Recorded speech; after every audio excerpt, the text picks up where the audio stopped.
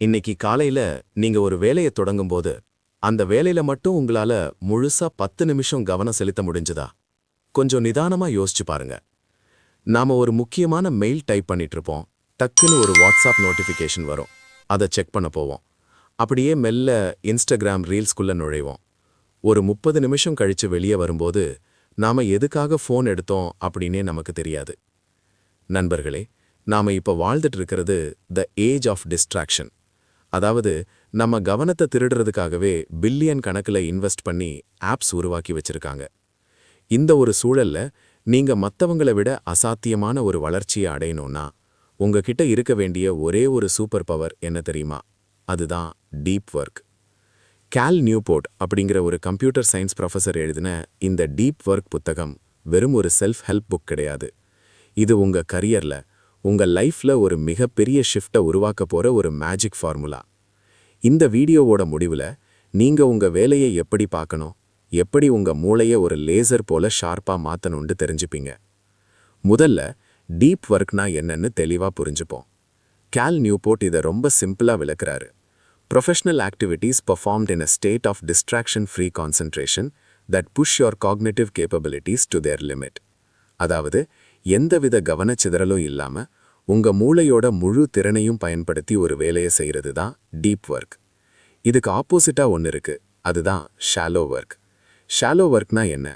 இந்த mail check பண்றது, சும்மா மீட்டிங்ல உட்காந்துட்டு இருக்கிறது, தேவையில்லாத நோட்டிஃபிகேஷனை பார்க்கறது, இதெல்லாம் ஷாலோ ஒர்க். இதனால பெருசா எந்த பயனும் இல்லை. இதை யார் வேணா செய்யலாம். ஆனா ஒரு புது சாஃப்ட்வேர் கோட் பண்றது, ஒரு காம்ப்ளெக்ஸான பிசினஸ் பிளானை ரெடி பண்றது, இல்ல ஒரு அருமையான ஆர்ட் கிரியேட் பண்றது, இதுக்கெல்லாம் டீப் ஒர்க் தேவை. இன்னைக்கு உலகத்துல ஷாலோ ஒர்க் பண்றதுக்கு ஆட்கள் அதிகமா இருக்காங்க. ஆனா டீப் ஒர்க் பண்றவங்க ரொம்ப ரொம்ப கம்மி. அதனால தான் டீப் ஒர்க் பண்றவங்களுக்கு மார்க்கெட்ல டிமாண்ட் அதிகம். இப்போ ஒரு அறிவியல் ரகசியத்தை பார்ப்போம். ஏன் டீப் ஒர்க் பண்றப்போ நம்மளால மத்தவங்கள விட வேகமா ஜெயிக்க முடியுது? நம்ம மூளைக்குள்ள மையலின் அப்படின்னு ஒரு கொழுப்பு பொருள் இருக்கு. இத பத்தி பல பேருக்கு தெரியாது. நாம ஒரு விஷயத்துல தீவிரமா கவனம் செலுத்தி பயிற்சி செய்யும்போது அந்த வேலையை செய்யற நரம்பு மண்டலத்தை சுத்தி இந்த மையலின் படலம் உருவாகும். இது ஒரு இன்சுலேஷன் மாதிரி வேலை செய்யும்.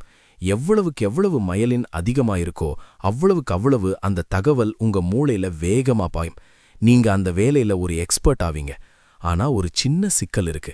நீங்க அடிக்கடி கவனத்தை சிதறடிச்சா இந்த மையலின் உருவாகிற ப்ராசஸ் அப்படியே தடைபடும். கால் நியூபோர்ட் ஒரு அதிர்ச்சியான கான்செப்ட சொல்றாரு. அட்டென்ஷன் ரெசிடியூ, அதாவது கவன மிச்சம். நீங்க ஒரு முக்கியமான வேலையை செஞ்சுட்டு இருக்கும்போது டக்குன்னு ஃபோனை பார்த்தீங்கன்னா உங்க கவனம் முழுசா ஃபோனுக்கு போகாது. உங்க மூளையோட ஒரு பகுதி இன்னும் அந்த பழைய வேலையிலேயே இருக்கும். இதனால உங்களால புது வேலையிலையும் கவனம் செலுத்த முடியாது, பழைய வேலையையும் ஒழுங்கா முடிக்க முடியாது. ஒரு சின்ன மெசேஜ் பார்த்தா கூட உங்க மூளை பழைய நிலைக்கு வர 20 நிமிஷம் ஆகும்னு சயின்ஸ் சொல்லுது. இப்போ யோசிச்சு பாருங்க, ஒரு நாளைக்கு 50 தடவை ஃபோன் பார்த்தா உங்க மூளை எப்போதான் ஒர்க் பண்ணும்? நாம ஏன் எதற்கும் திருப்தி அடையாம இன்னும்னு ஓடுறோங்கிற ரகசியம் இங்க தான் இருக்கு. நம்ம மூளை இப்போ ஒரு போராட்டத்துல இருக்கு. ஒரு பக்கம் அதிகப்படியான தூண்டுதல்கள், இன்னொரு பக்கம் அந்த தராசை சமன் செய்ய போராடுற இயற்கை. இந்த ரெண்டுக்கும் நடுவுல நீங்க சிக்கிக்கிட்டு இருக்கீங்க. நீங்க எதற்கும் அடிமையாகல. உங்க மூளையோட தராசு அதோட இயல்பான தன்மையை இழந்து நிக்குது. இதிலிருந்து மீண்டு வரணும்னா நாம இன்பத்தை தேடி ஓடுறத நிறுத்தணும். வலிய ஒரு மருந்தா பயன்படுத்தணும். இது கேட்கவே விசித்திரமா இருக்கலாம், ஆனா இதுதான் அறிவியல் பூர்வமான உண்மை. சரி, இப்போ இந்த டீப் ஒர்க்கை நம்ம லைஃப்ல எப்படி அப்ளை பண்றது? கேல் நியூபோர்ட் இதுக்கு 4 முக்கியமான விதிகளை சொல்றாரு. அதுல முதல் விதி, ஒர்க் டீப்லி, ஆழமாக வேலை செய்யுங்கள். டீப் ஒர்க் பண்றதுக்கு நீங்க ஒரு முறையை பின்பற்றணும். எல்லாருக்கும் ஒரே மாதிரி செட் ஆகாது. அவர் 4 விதமான அப்ரோச்களை சொல்றாரு. முதலாவது மொனாஸ்டிக் அப்ரோச். இது ஒரு துறவி மாதிரி. வெளி உலகத்தோட கனெக்ஷனை முழுசா கட் பண்ணிட்டு ஒரு அமைதியான இடத்துக்கு போயிட்டு பல வாரங்கள் அல்லது மாதங்கள் ஒரு வேலையில மட்டும் கவனம் செலுத்துறது. இது பெரிய ரைட்டர்ஸ் அல்லது சயின்டிஸ்ட்களுக்கு செட் ஆகும். ஆனா சாதாரண நமக்கு இது கொஞ்சம் கஷ்டம்.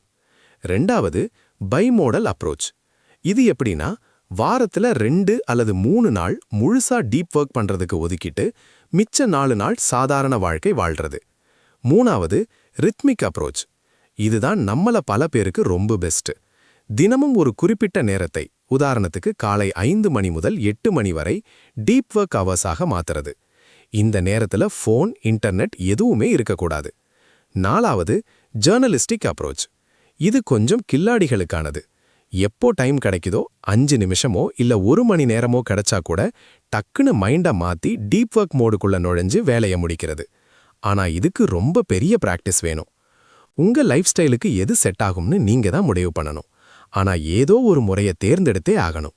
ஏன்னா வில் பவர் அப்படிங்கிறது ஒரு லிமிட்டெட் ரிசோர்ஸ். நீங்க தினமும் இன்னைக்கு டீப் ஒர்க் பண்ணலாமா வேண்டாமான்னு யோசிச்சாலே உங்க எனர்ஜி வேஸ்ட் ஆகிடும். அதனால ஒரு வழக்கத்தை, ரொட்டீனை உருவாக்குங்க. அந்த ரொட்டீன் தான் உங்களை ஒரு சூப்பர் ஹியூமனா மாத்தும்.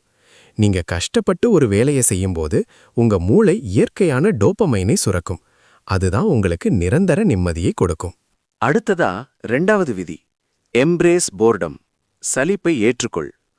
இது கேட்கறதுக்கு ரொம்ப சிம்பிளா இருக்கலாம், ஆனா செய்யறது தான் ரொம்ப கஷ்டம். நம்மள பல பேருக்கு ஒரு பழக்கம் இருக்கு. கொஞ்ச நேரம் சும்மா இருந்தாலே, இல்ல ஒரு கியூல நிக்கும்போதோ இல்ல லிஃப்ட்டுக்காக வெயிட் பண்ணும்போதோ உடனே போன் எடுப்போம். ஏன் தெரியுமா? நம்ம மூளைக்கு சலிப்பு, போர்டம் பிடிக்காது. ஆனா கேல் நியூபோர்ட் என்ன சொல்றாருன்னா, உங்க மூளைக்கு சும்மா இருக்க பழக்குங்க. நாம எப்பவத சலிப்பை தவிர்க்க போன எடுக்கிறோமோ அப்பவெல்லாம் நம்ம மூளையோட கான்சென்ட்ரேஷன் மசிலை பலவீனப்படுத்துறோம். ஜிம்முக்கு போய் வெயிட் தூக்குனா எப்படி மசில் வளருமோ அதே மாதிரி சும்மா இருக்கும்போது போனை பார்க்காம இருந்தாதான் உங்க கவனத்திறன் வளரும். இதை எப்படி பிராக்டிஸ் பண்றது? சாப்பிடும்போது போனை பார்க்காதீங்க. யாருக்காவது வெயிட் பண்ணும்போது சும்மா வேடிக்கை பாருங்க. உங்க சிந்தனைகளை கவனிங்க. இப்படி பண்றப்போ உங்க மூளை அமைதிக்கு திரும்பும். இப்போ இருக்கிற நிலைமையில நாம 24 மணி நேரமும் டேட்டா வெள்ளத்துல முங்கிட்டு இருக்கோம். இதனால நம்ம கிரியேட்டிவிட்டி செத்து போயிட்டு இருக்கு. ஒரு புது ஐடியா வரணும்னா மூளைக்கு கொஞ்சம் ஸ்பேஸ் வேணும். அந்த ஸ்பேஸ் தான் இந்த சலிப்பு. இதை புரிஞ்சுக்கிட்டாலே நீங்க பாதி கிணறு தாண்டின மாதிரி. உங்க மூளை இப்போ ஒரு போராட்டத்துல இருக்கு. ஒரு பக்கம் அதிகப்படியான தூண்டுதல்கள், இன்னொரு பக்கம் அந்த தராசை சமன் செய்ய போராடுற இயற்கை. நீங்க கஷ்டப்பட்டு ஒரு வேலையை செய்யும்போது உங்க தராசு துன்பத்தோட பக்கம் சாயும். அப்போ உங்க மூளை அதை சமன் செய்ய தரமான டோபமைனை சுரக்கும். அந்த டோபமைன் தான் உங்களை சாதிக்க வைக்கும். சலிப்பு வரும்போது அதை ஒரு எனிமியா பார்க்காதீங்க, அதை ஒரு வாய்ப்பா பாருங்க. 3வது விதி ரொம்பவே முக்கியமானது. அதே சமயம் பல பேருக்கு கோபத்தை வரவழைக்கும். Quit social media. சமூக ஊடகங்களிலிருந்து விலகுங்கள். கேல் நியூபோர்ட் சொல்றது ரொம்ப சிம்பிள். ஏதோ ஒரு சின்ன லாபம் கிடைக்குதுங்கிறதுக்காக ஒரு ஆப்பை வச்சிருக்காதீங்க. நம்மள பல பேர் சொல்லுவோம், ப்ரோ நான் நியூஸ் தெரிஞ்சுக்கத்தான் ட்விட்டர் யூஸ் பண்றேன், இல்ல என் ஃப்ரெண்ட்ஸ் கூட டச்ல இருக்கத்தான் ஃபேஸ்புக் வச்சிருக்கேன்னு. ஆனா உண்மையிலேயே அந்த ஆப்ஸ் கொடுக்கிற நன்மையை விட அது உங்ககிட்ட இருந்து திருடுற நேரம் ரொம்ப அதிகம். சோஷியல் மீடியா கம்பெனிகள் உங்களை ஒரு கஸ்டமரா பார்க்கல, அவங்க உங்களை ஒரு தயாரிப்பா, ப்ராடக்டா பார்க்கறாங்க. அவங்க பிசினஸ் மாடலே உங்களை எவ்வளவு நேரம் அந்த ஆப்ல வச்சிருக்கலாங்கிறது தான். அதுக்காக அவங்க உலகத்தோட டாப் சைக்காலஜிஸ்ட்களை வேலைக்கு வச்சிருக்காங்க. கேல் நியூபோர்ட் ஒரு 30 நாள் சவால் தர்றாரு. உங்களுக்கு தேவையில்லாத எல்லா சோஷியல் மீடியா ஆப்ஸையும் டெலீட் பண்ணுங்க. 30 நாள் கழிச்சு பாருங்க உங்க லைஃப்ல என்ன குறைஞ்சதுன்னு. எதுவுமே குறையாது. ஆனா உங்க ப்ரொடக்டிவிட்டி பல மடங்கு ஏறி இருக்கும். நீங்க ஒரு கிரியேட்டரா இருந்தா கூட 24 மணி நேரமும் அதிலேயே இருக்கணும்னு அவசியமில்லை. ஒரு குறிப்பிட்ட நேரத்தை மட்டும் ஒதுக்குங்க. உங்க கவனம்தான் உங்க சொத்து. அத மலிவான லைக்ஸ்க்காக விக்காதீங்க. இந்த டிஜிட்டல் ட்ரக்ஸ் வலைக்குள்ள நாம எப்படி சிக்கி இருக்கோன்னு யோசிச்சு பாருங்க. முன்னாடி நாம ஒருத்தர் நேர்ல பார்த்து பேசுறப்போ சுரந்த அந்த டோபமைன் வேற, இப்போ இந்த திரைக்கு பின்னாடி இருந்து கிடைக்கிற டோபமைன் வேற. திரைக்கு பின்னாடி இருக்கிறது எல்லாமே ஒரு மாயை. அங்க கிடைக்கிற பாராட்டுகள் எல்லாமே தற்காலிகமானது. அந்த தற்காலிக இன்பத்துக்காக நாம நம்மளோட எதிர்காலத்தை அடமானம் வச்சிட்டு இருக்கோம். 4வது விதி, ட்ரெயின் த ஷாலோஸ். மேலோட்டமான வேலைகளை குறையுங்கள். நம்மள பல பேர் ஒரு நாளைக்கு 8 மணி நேரம் வேலை செய்யறோம்னு நினைப்போம். ஆனா அதுல நிஜமாவே உருப்படியா செய்யற வேலை வெறும் 1 இல்ல 2 மணி நேரம் தான் இருக்கும். மிச்ச நேரம் எல்லாம் மீட்டிங்ஸ், மெயில் ரிப்ளை பண்றது, சும்மா ஃபைல்ஸ் அரேஞ்ச் பண்றதுன்னு போயிடும். இதெல்லாம் தான் ஷாலோ ஒர்க். கேல் நியூபோர்ட் என்ன சொல்றாருன்னா, ஒரு நாளைக்கு முன்னாடியே ஒரு பிளான் போடுங்க. எந்த நேரத்துல டீப் ஒர்க் பண்ண போறீங்க, எந்த நேரத்துல ஷாலோ ஒர்க் பண்ண போறீங்கன்னு பிரிங்க. ஷாலோ ஒர்க்கை ஒரு குப்பை மாதிரி ஒரு குறிப்பிட்ட நேரத்துக்குள்ள தள்ளிடுங்க. உதாரணத்துக்கு, மதியம் 3 முதல் 4 மணி வரை மட்டும்தான் மெயில் பார்ப்பேன் அப்படின்னு ஒரு ரூல் போடுங்க. நீங்க உங்களை எவ்வளவுக்கு எவ்வளவு பிஸியா காட்டிக்கிறீங்களோ அவ்வளவுக்கு அவ்வளவு நீங்க கம்மியா சாதிக்கிறீங்கன்னு அர்த்தம். ஒரு உண்மையான சாதனையாளன் எப்பவும் பிஸியா இருக்க மாட்டான், அவன் ஃபோக்கஸ்டா இருப்பான். உங்கள் நேரத்தை நீங்க தான் மதிக்கணும். மத்தவங்க உங்களை எப்ப வேணா கூப்பிடலாம், எப்ப வேணா மெசேஜ் பண்ணலான்னு இருந்தா உங்களால ஒருபோதும் டீப் ஒர்க் பண்ண முடியாது. நோ சொல்ல கத்துக்கோங்க.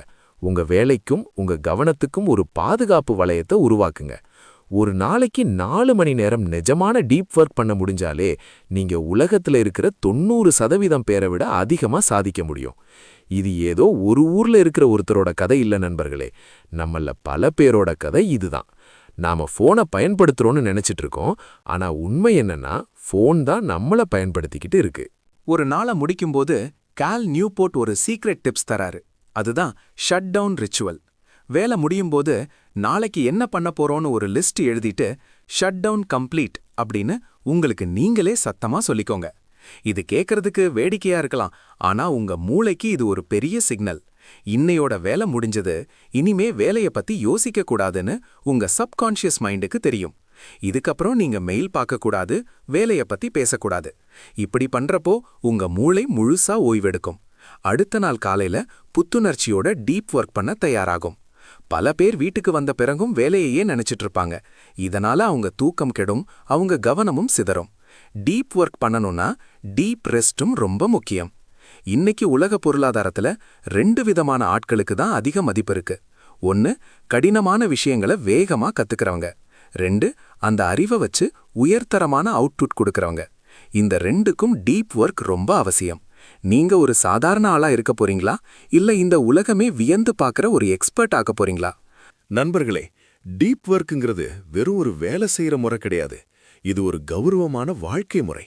நாம கவனத்தை சிதற விட்டுக்கிட்டே வாழ்ந்தா நம்மளோட உண்மையான டேலண்ட் என்னன்னே தெரியாம போயிடும். ஆனா ஒரு விஷயத்துல ஆழமா இறங்கி வேலை செய்யும்போது அங்க ஒரு புதுவிதமான சந்தோஷம் கிடைக்கும். அதுதான் சயின்ஸ்ல ஃப்ளோ ஸ்டேட் அப்படின்னு சொல்லுவாங்க. அந்த ஸ்டேட்ல இருக்கும்போது நேரம் போறதே தெரியாது, உங்களுக்குள்ள ஒரு பெரிய அமைதி இருக்கும். இந்த வீடியோ உங்களுக்கு ஒரு பெரிய ஷிஃப்டை கொடுத்துருக்கோன்னு நான் நம்புறேன். இன்னைக்கு இருந்து உங்க மொபைல் நோட்டிஃபிகேஷனை ஆஃப் பண்ணுங்க. ஒரு நாளைக்கு அட்லீஸ்ட் 1 மணி நேரமாவது டீப் ஒர்க் பண்ண ட்ரை பண்ணுங்க. வாழ்க்கைங்கிறது ஸ்க்ரோல் பண்றதுக்காக இல்ல, சாதிக்கிறதுக்காக. உங்க கவனத்தை திரும்பவும் மீட்டெடுங்க. உங்க வாழ்க்கையை ஒரு புது திசையில பயணிக்க வைங்க. இந்த நீண்ட பயணத்துல என் கூட இணைந்திருந்ததுக்கு ரொம்ப நன்றி. இதே மாதிரி இன்னும் ஆழமான ரகசியங்கள், மர்மங்கள் மற்றும் மனித வாழ்க்கையை மேம்படுத்தக்கூடிய ஆய்வுகளோட நான் உங்களை அடுத்த வீடியோல சந்திக்கிறேன்.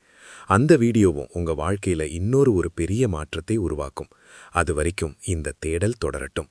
இந்த வீடியோ பிடிச்சிருந்தா ஷேர் பண்ணுங்க. நம்ம தி ஷிஃப்ட் சேனலுக்கு சப்ஸ்கிரைப் பண்ணுங்க. வாழ்க்கை மாறட்டும், நீங்களாவே இருங்க. நன்றி.